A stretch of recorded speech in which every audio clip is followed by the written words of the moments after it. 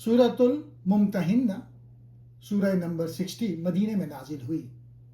اس کے معنی ہیں امتحان لینے والی یا وہ عورت جس کا امتحان لیا گیا ہے۔ یہ نام ایک واقعے سے آیا ہے جب ایک خاتون حضرت ام کلثوم بنت عقبہ مکے سے ہجرت کر کے مدینے آئیں تو ان کا امتحان لیا گیا کہ وہ واقعی ایمان لائی ہیں یا نہیں۔ یہ صورت مومنوں کو ہدایت دیتی ہے کہ ایمان کی بنیاد پر دوستی اور وفاداری کا تعلق قائم کریں، نہ کہ قوم، خاندان یا رشتوں کی بنیاد پر۔ یہ صورت ایمان والوں کو اللہ اور اس کے رسول کے ساتھ مضبوط تعلق باندھنے کی تلقین کرتی ہے۔ یہ صورت مسلمانوں کو بتاتی ہے کہ اللہ کے دشمنوں سے دوستی نہ کرو، لیکن غیر جانبدار کافروں سے انصاف اور اچھا سلوک جائز ہے۔ اس سے اسلام کی عدل و انصاف اور وفاداری کی تعلیم ملتی ہے۔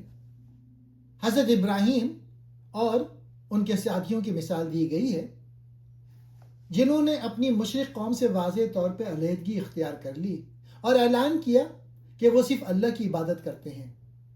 یہ مثال مسلمانوں کو سکھاتی ہے کہ عقیدے کے معاملے میں سمجھوتا نہیں کرنا چاہیے۔ سورت کے آخر میں ان خواتین کے بارے میں احکام دیے گئے ہیں جو ہجرت کر کے مدینے آئی تھیں۔ مسلمانوں کو حکم دیا گیا کہ ان کے ایمان کا امتحان لیا جائے اور اگر وہ سچی مومن ہوں تو انہیں واپس کافروں کے پاس نہ بھیجا جائے۔ ان کے ساتھ نکاح اور خاندانی معاملات کے متعلق بھی اصول بیان کیے گئے۔ پہلا پوائنٹ، ایمان اور وفاداری کا معیار۔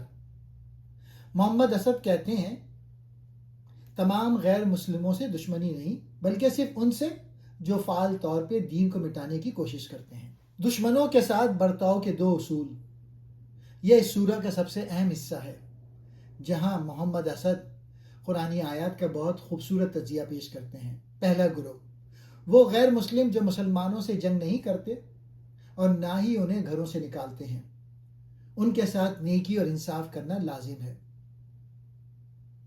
دوسرا گروہ، وہ جو مسلمانوں کے خلاف جنگ کرتے ہیں اور ظلم ڈھاتے ہیں، ان سے دوستی کرنا منع ہے۔